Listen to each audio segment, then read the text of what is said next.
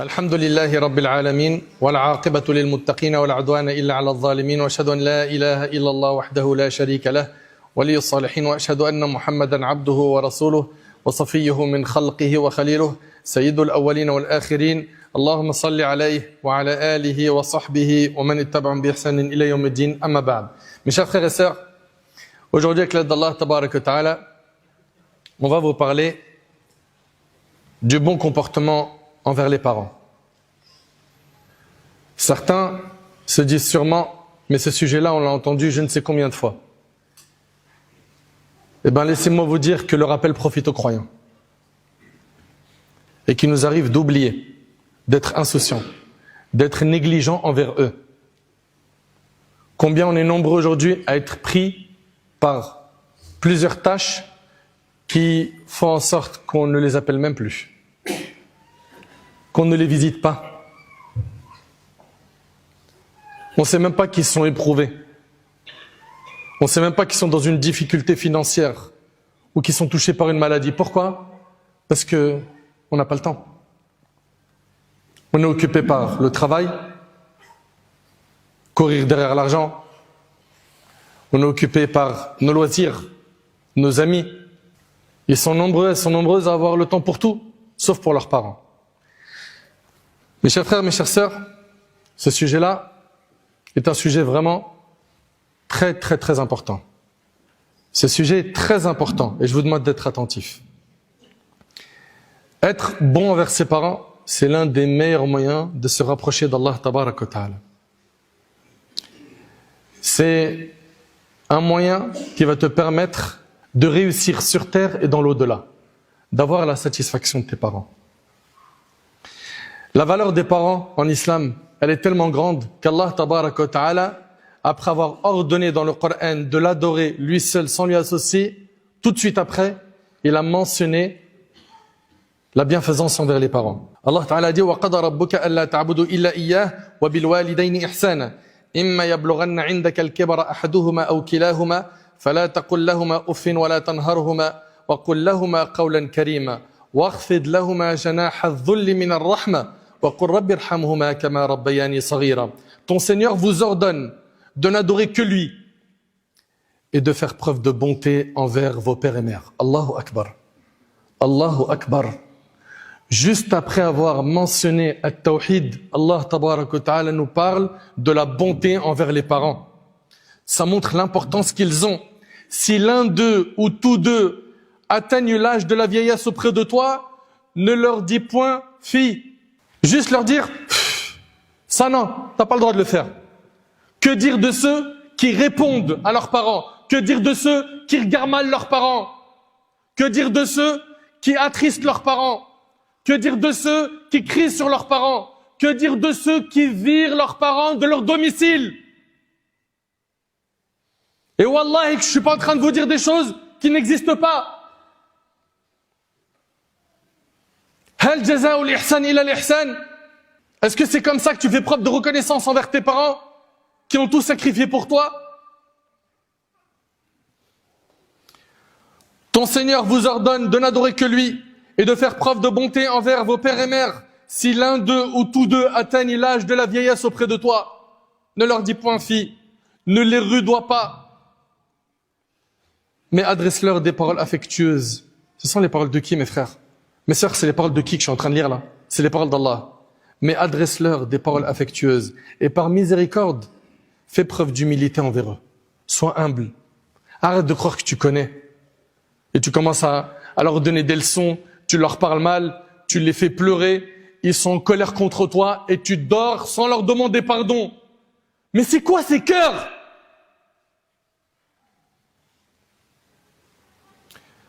Et par miséricorde, fais preuve d'humilité envers eux. Et dis, regarde ce qu'Allah te demande de dire. Et dis, Seigneur, sois miséricordieux envers eux, comme ils l'ont été envers moi, alors qu'ils m'ont élevé quand j'étais enfant. Voilà ce que tu dois faire. Faire des doigts en leur faveur.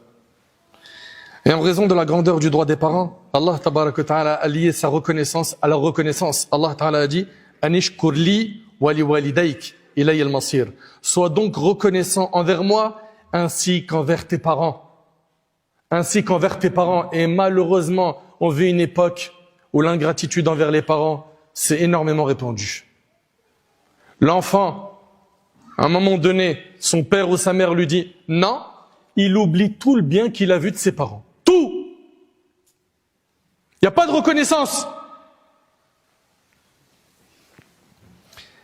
Être bon envers ses parents, ça fait partie des meilleures œuvres auprès d'Allah subhanahu wa ta'ala.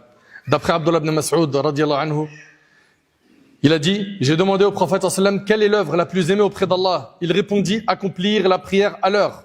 J'ai continué. Ensuite, laquelle? Il répondit, la piété filiale, que tu sois bon envers tes parents. J'ai poursuivi. Ensuite, laquelle? Il répondit, le combat dans le sentier d'Allah. Et le hadith, il est rapporté par Bukhari et Muslim. Et sachez que même si les parents ne sont pas musulmans, nous avons le devoir en islam d'être bons envers eux. Et c'est un message aux convertis, les convertis à l'islam. Asma bint Abi Bakr, la fille d'Abu Bakr, radiyallahu ta'ala anha wa an jami' as-sahaba. Elle a dit, du temps du messager d'Allah, alayhi salatu wassalam, ma mère vint me rendre visite alors qu'elle était encore idolâtre. J'ai été prendre conseil à son sujet auprès du messager d'Allah. Je lui ai dit, ma mère est venue me demander quelque chose. Dois-je lui faire du bien? Il a dit oui, sois bonne avec ta mère, et c'est rapporté par Bukhari et Muslim. Plus que ça, si tes parents écoutent attentivement, ils sont pas musulmans, et qui t'appellent à associer à Allah, à faire du shirk, t'as pas le droit de leur obéir, mais tu as le devoir d'être bon envers eux, alors qu'ils t'ont appelé à faire le plus grand péché. Et ce ne sont pas mes paroles. Allah Ta'ala, il dit وَإِنْ جَاهَدَاكَ عَلَىٰ أَن تُشْرِكَ بِي مَا لَيْسَ لَكَ بِهِ عِلْمٍ فَلَا تُطِعْهُمَا وَصَاحِبْهُمَا فِي الدُّنْيَا مَعْرُوفًا. S'ils te poussent à m'associer ce dont tu n'as aucune connaissance, ne leur obéis pas en cela. T'obéis pas quand il s'agit d'une désobéissance. Mais écoute bien, tout en te comportant envers eux ici-bas avec bonté. Allahu Akbar. Si tes parents t'invitent au shirk, ils t'invitent au haram, t'as pas le droit de leur obéir concernant le haram. Mais tu as le devoir en islam d'avoir un excellent comportement envers eux. Ça, c'est ce que nous mentionne Allah dans Surat Luqman. Mes chers frères, mes chères sœurs, on parle des parents, mais il faut qu'on mette l'accent sur la mère. La mère qui a connu la grossesse, les douleurs des contractions, la mère qui a connu l'accouchement, la mère qui a connu l'allaitement, la mère qui a sacrifié des nuits pour que toi tu puisses dormir, la mère qui était soucieuse au point de ne plus connaître le sommeil pour que tu restes en vie, la mère qui avait énormément de soucis pour ton bien-être, pour ta santé. Allah Ta'ala il dit وَوَصَّيْنَا الْإِنسَانَ بِوَالِدَيْهِ إِحْسَانًا حَمَلَتْهُ أُمُّهُ كُرْهًا وَوَضَعَتْهُ كُرْهًا وَحَمْلُهُ وَفِصَالُهُ 30 شهرًا. Nous avons enjoint à l'homme d'être bienveillant envers ses parents. Sa mère l'a porté avec peine et accouché de lui avec peine. Elle le porte et l'allaite jusqu'à son sevrage. Ceci sur une période de 30 mois. Dans le hadith rapporté par l'imam al-Bukhari et Muslim, un homme vint trouver le prophète sallallahu alayhi wa sallam et lui demanda, ô messager d'Allah, quelle est la personne qui mérite le plus que je lui tienne bonne compagnie? Il lui a dit ta mère. Ensuite qui? Continua l'homme. Ta mère, répéta le prophète sallallahu alayhi wa sallam. Ensuite qui? Poursuivit l'homme. Ta mère, réitéra le prophète sallallahu alayhi wa sallam. Ensuite qui? Demanda-t-il. Ton père, conclut le prophète sallallahu alayhi wa sallam. Le hadith il est rapporté par Bukhari et Muslim. 3 fois la mère, 1 fois le père. La mère, elle a fait ce que le père ne peut pas faire. Et les maris, ils sont ici devant moi, les papas, ils sont là, ils sont témoins. Ils sont témoins. Quand il était en bas âge, tu pouvais même pas supporter l'entendre pleurer. Parce que tu travailles le lendemain. Tu t'es peut-être retrouvé à dormir dans une autre pièce, ou à dire à ta femme, prends le bébé et dors-toi dans une autre pièce. Mais elle n'a pas compté ses nuits. Elle n'a pas compté les sacrifices pour son bébé. Subhanallah, la miséricorde qu'Allah a mis dans son cœur, elle est impressionnante. Jahima vint trouver le prophète sallallahu alayhi wa sallam, il lui a dit, ô envoyé d'Allah, je viens te demander conseil car je compte prendre part aux expéditions militaires. Le prophète sallallahu alayhi wa sallam lui demanda, ta mère est-elle vivante? Il répondit oui. Le prophète sallallahu alayhi wa sallam de lui ordonner, prends soin de ta mère car le paradis se trouve à ses pieds. Et c'est rapporté par l'imam al-Nasa'i, Ibn Majah et Al-Hakim. Prends soin de ta mère car le paradis se trouve à ses pieds. Allahu Akbar. Ibn Abbas radiallahu anhu m'a dit, je ne connais pas d'acte meilleur pour se rapprocher d'Allah que la bonté envers la mère. Hisham ibn Hassan a dit à Al-Hassan, je suis en train d'apprendre le Coran, mais ma mère m'attend pour dîner. Al-Hassan a répondu, je préfère que tu dînes en compagnie de ta mère et que tu mettes la joie dans son cœur, plus encore que si tu accomplissais un pèlerinage surrogatoire. Vous entendez? Allahu Akbar. Notre mère Aïcha, radiallahu anha, l'épouse du prophète, a dit, le messager d'Allah a dit, je suis entré au paradis. Comme vous le savez, le prophète, il a vu le paradis. Et il a fait le voyage nocturne et l'ascension, et il est rentré au paradis, il a vu le paradis, et il a vu le châtiment de l'enfer. Il a dit, je suis entré au paradis, et il a entendu une récitation. Je demandais, qui est-ce? Les anges dirent, c'est Harith ibn Nu'man. Il a entendu la voix de Harith ibn Nu'man qui récite dans le paradis. Et là, le prophète m'a dit, voilà le fruit de la bienfaisance. Voilà le fruit de la bienfaisance. Le hadith, il est rapporté par Ahmed. Et Al-Harith était parmi les gens les plus bienfaisants envers sa mère. Radiallahu anhu. Abdullah ibn Amr, radiallahu anhu, an jami' as-sahaba, relate que le prophète a dit, la satisfaction d'Allah passe par la satisfaction des parents. Et la colère d'Allah passe par la colère des parents, et c'est rapporté par Tirmidhi. Est-ce que ces frères et ces sœurs aujourd'hui qui mettent en colère leurs parents réalisent qu'ils ont mis en colère Allah? Tout le monde prétend suivre le Coran et la Sunna, aimer Allah et son prophète. Mais comment tu peux dire j'aime Allah et son prophète et tu mets en colère tes parents et tu vis comme s'il n'y avait rien? Il ou elle va sortir voir ses amis, laissant sa mère en pleurs, laissant son père dans un mauvais état. Ils vont dormir alors qu'ils voient leurs parents en colère contre eux, ils leur demandent même pas pardon. Ils vont dormir comme si de rien n'était. Mais t'as pas peur qu'une épreuve s'abatte sur toi parce qu'Allah il est en colère contre toi? T'as pas peur de ça? Sans compter que l'invocation des parents en faveur de l'enfant, elle est exaucée. Sois intelligent, gagne l'invocation de tes parents, fais en sorte qu'ils font toujours des doigts pour toi et jamais contre toi. Le prophète sallallahu alayhi wa sallam a dit dans le hadith d'Abi Hurayra, qui est rapporté par Ahmad et d'autres, il a dit 3 invocations sont exaucées sans aucun doute. Parmi ces invocations-là, il a dit l'invocation du parent contre son enfant. T'imagines s'il fait doigt contre toi? Fais en sorte de ne jamais t'attirer la colère de tes parents. Oui, mais mon frère, tu sais pas comment mon père il est. Tu sais pas comment ma mère elle est. Il est possible effectivement que ce que tu dis c'est vrai. T'es éprouvé par un papa ou une maman qui est mauvaise. Mais on t'a dit quoi tout à l'heure? On a mentionné qu'Allah Ta'ala a dit que s'ils t'appellent à faire du shirk, tu leur obéis pas, mais tu leur dois quand même un bon comportement. Conforme-toi au Coran. Arrête de faire la tête dure.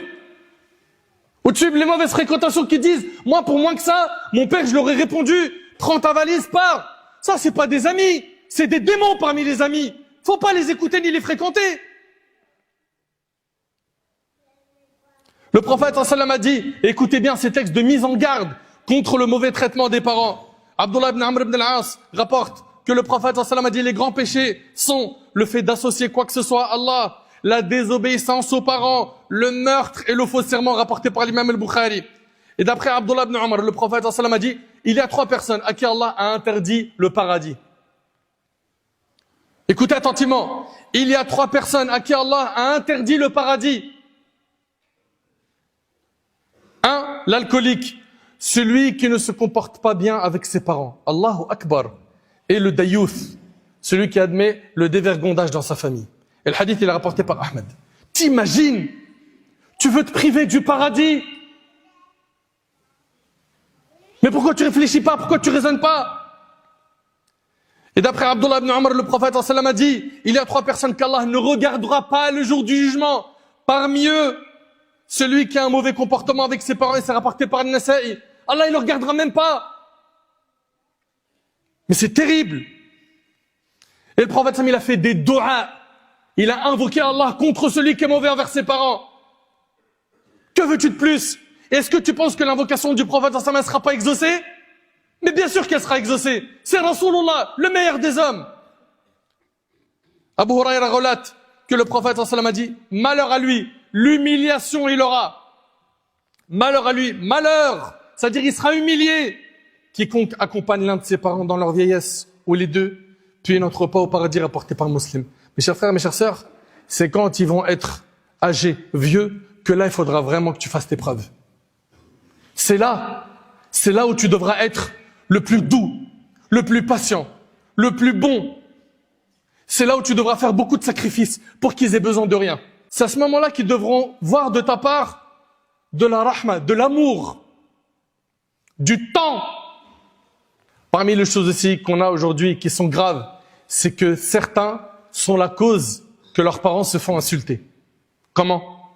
Eux-mêmes, ils insultent les parents de quelqu'un, suite à quand on insulte leurs parents. Donc il a été la cause de se faire insulter ses parents. Et ça, c'est pas permis en islam. Abdullah ibn Amr ibn al-As relate, radiyallahu anhu an jami'a as-sahaba, que le prophète m'a dit, parmi les grands péchés, figure le fait qu'un homme insulte ses parents. On a dit, un homme peut-il insulter ses parents? Il répondit oui. Il insulte le père d'un homme qui à son tour insulte le sien. Et il insulte la mère d'un autre qui en réponse insulte la sienne, et c'est rapporté par Bukhari Muslim.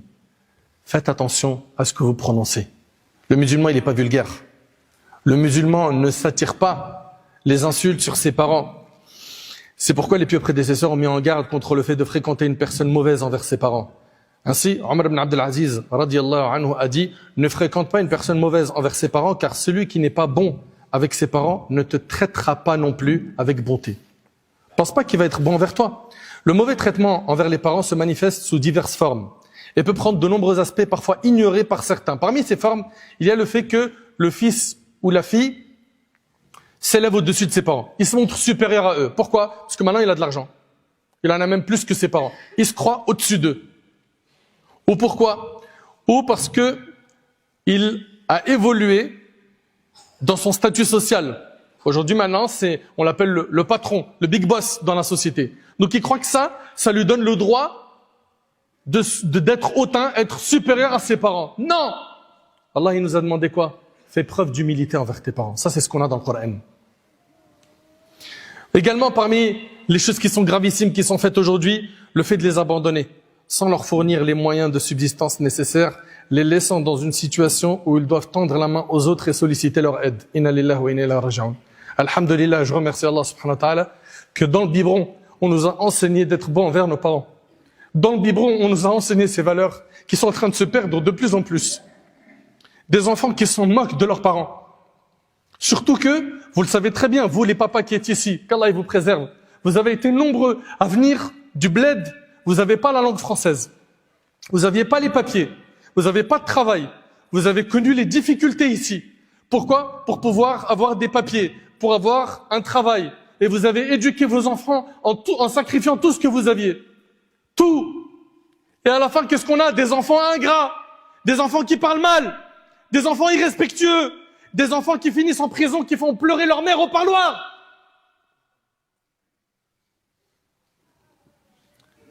Ça se perd aujourd'hui, la bienfaisance envers les parents. Ceux qui ont leurs parents vivants, remerciez Allah, vous avez 2 portes qui mènent au paradis. Et ça, on va vous le lire dans un texte dans pas longtemps, Inch'Allah. Faites le nécessaire pour les rendre heureux. Passez du temps avec eux. Discutez avec eux. Offrez-leur des cadeaux. Anticipez leurs besoins. N'attendez pas qu'ils vous demandent. Eux, ils n'ont pas attendu quand tu étais petit que tu dises « Maman, j'ai besoin de ça ». Tout de suite, ils sacrifiaient pour toi, quitte à ce que eux, ils aient pas d'argent pour manger. Le plus important, c'est toi. T'as ton livre pour l'école. T'as des vêtements pour l'école. T'as ton soutien scolaire. T'arrives à aller au sport. Aujourd'hui, on vit une période sombre où on ne connaît plus le respect des parents. On les fait craquer à longueur de journée. Et on s'en moque. C'est ça qui est catastrophique. Serviteur d'Allah, concernant le père, on a parlé beaucoup de la mère. Le père se dévoue sans relâche, supporte les épreuves et les difficultés de la vie pour gagner de quoi nourrir son enfant et l'élever. L'enfant est à la fois une source de fierté et de responsabilité pour son père. Lorsqu'il entre, le père s'illumine de joie. Quand le papa voit son enfant, il est heureux. Il le prend sur ses genoux, il l'embrasse, il lui fait des câlins. Quand il vient vers lui, il trouve la tendresse dans les bras de son père. L'enfant se sent protégé par la force de son père. Il dit même à ses amis, il les menace. Si tu continues, je vais amener mon père. C'est son protecteur. Et à la fin, quand il grandit, il mord la main qui lui a fait du bien. Il est ingrat et mauvais. Il oublie tout le khir qu'il a vu. Voyons ensemble rapidement comment étaient les pieux prédécesseurs dans le respect des parents. Abdullah ibn Umar radiyallahu anhu a croisé un bédouin sur la route de la Mecque. Abdullah le salua, le fit monter sur l'âne qu'il montait et lui a offert son turban, le turban qu'il avait sur sa tête. Ibn Dinar lui a dit, nous lui dîmes qu'Allah t'améliore. Ce sont que des bédouins, ils se suffisent de peu. Abdullah ibn Umar lui a dit, le père de cet homme était un ami de Omar ibn Khattab. Or, certes, j'ai entendu le messager d'Allah sallallahu alayhi wa sallam dire la meilleure des actions de la piété filiale est le fait qu'une personne entretienne une bonne relation avec les amis que son père affectionnait. Rapporté par Muslim. Nous, il nous est demandé en islam d'être bon envers nos parents, mais même envers les amis de nos parents. Allahu Akbar. Même envers les amis de nos parents.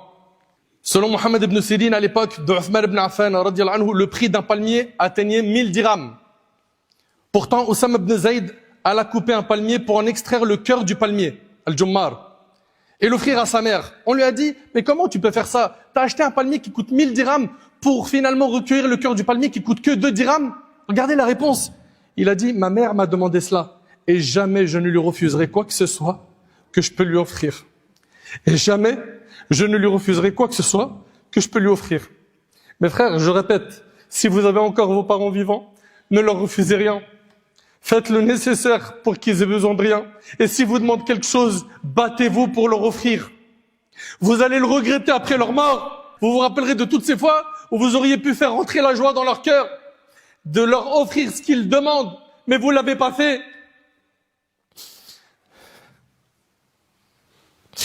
Et d'après Abu Burda, j'ai vu Abdullah ibn Umar et un homme du Yémen qui faisait le tawaf autour de la Kaaba en portant sa mère sur son dos. Il disait, je suis pour elle son chameau docile. Et si sa monture fuit, moi je ne fuis pas. Puis il a dit, oh Ibn Umar, est-ce que tu penses que je l'ai rétribué? Est-ce que tu penses que je lui ai donné son droit? Abdullah ibn Umar lui a dit, non. Tu lui as même pas remboursé une seule des contractions de celle de l'accouchement. Vous entendez? Tu ne lui as pas remboursé une seule contraction.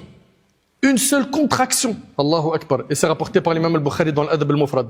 Ibn Aouf a rapporté qu'un homme entra chez Mohammed ibn Sirin alors qu'il était avec sa mère et demanda, que lui arrive-t-il? Est-ce qu'il se plaint de quelque chose? On lui répondit non, mais c'est ainsi qu'il agit quand il est avec sa mère. Il parle doucement. Il parle doucement quand il est avec sa mère. Abu al-Hassan, Ali ibn al-Hussein, Zayn al-Abidin, radiyallahu anhu an jami' as-sahaba, quand il mangeait, il mettait toujours 2 assiettes, une pour lui et une pour sa mère, en sachant que le fait de manger dans un seul plat mettait la bénédiction dans celui-ci. Et quand il a été questionné sur cet acte, il a dit qu'il avait peur de manger avec sa mère dans la même assiette, dans le même plat, et qu'il lui arrive de manger une chose que sa mère avait désirée, ce qu'il considérait comme un mauvais comportement envers sa mère. Haywatu Ibn Shuraih, l'un des grands imams et des savants célèbres, alors qu'il était assis dans son cercle d'enseignement, il est en train d'instruire les gens, des étudiants venaient de partout pour l'écouter, pour étudier auprès de lui. Soudain, sa mère lui dit, alors qu'il était entouré de ses étudiants, lève-toi, oh Haywa, va nourrir les poules. Il se lève alors, il délaisse l'enseignement et va nourrir les poules. T'imagines, il est dans un cercle d'enseignement, c'est une personne de science. Que dire de ceux qui sont accrochés à leur PlayStation, à leur téléphone portable, à leur tablette, à leur ordinateur? Le père, la mère lui dit, j'ai besoin de toi. Il lui dit, attends, j'ai pas fini ma partie. Et selon Abu Darda, radiyallahu anhu, dans le hadith, il dit, j'ai entendu le messager d'Allah sallallahu alayhi wa sallam dire, les parents sont la porte du paradis dont l'accès est le plus facile. Les parents sont la porte du paradis dont l'accès est le plus facile. Si tu veux, profite de cette porte ou n'en profite pas, rapporté par Tirmidhi. On vous a dit que les parents, c'est l'accès le plus facile pour entrer au paradis. Tu cherches le paradis, va, excelle envers tes parents. Et Iyas ibn Muawiyah pleura à la mort de sa mère. On lui demanda, pourquoi pleures-tu? Suite à quoi il dit, j'avais 2 portes ouvertes vers le paradis et l'une d'elles a été fermée. Mes chers frères, mes chères sœurs, être bon envers ses parents nous fera récolter le succès sur terre et dans l'au-delà. Et le fait d'avoir un de nos parents ou les 2 parents en vie, c'est un grand bienfait. C'est pour cela qu'il faut impérativement profiter pendant qu'il en a encore temps et nous rapprocher d'eux en faisant le nécessaire pour nous réconcilier, être bons envers eux et réparer ce qu'on a pu faire comme tort envers eux. Et parmi les choses qu'il faudra faire, il y a de ne jamais élever la voix sur les parents. D'être bon quand on leur parle, faire preuve de douceur et d'utiliser les meilleurs mots. De leur obéir quand ils nous donnent un ordre. De ne jamais les regarder avec un regard méchant. Et également, quand on les voit, on se lève pour les saluer par respect. Et on leur embrasse le front et la main. On fait des doigts pour eux. Et on se bat pour qu'ils soient satisfaits de nous. Et on supporte le tort qu'on peut voir de leur part. Et sache une chose, c'est pas à eux de s'adapter à toi. C'est à toi de t'adapter à eux. Parce qu'il y a des enfants qui comprennent pas ça. Ils pensent qu'il va réussir à façonner son père et sa mère à son image. Non. Non. Tu veux réussir, à toi de t'adapter à eux. Fais pas l'inverse. Donc mes chers frères, mes chères sœurs, faisons le nécessaire pour être respectueux envers nos parents. Gagnons leur confiance. On ne les met pas en colère. On rend leur amour qu'ils nous donnent par plus d'amour, par beaucoup de bienfaisance. On leur fait des doigts. On n'est pas ingrat. On les respecte. On leur parle bien. De cette manière, tu réussiras dans ce bas monde et dans l'au-delà. J'implore Allah tabarak wa ta'ala de nous pardonner nos manquements. Sallallahu tabarak wa ta'ala, نتقبل منا ومنكم صالح الأعمال.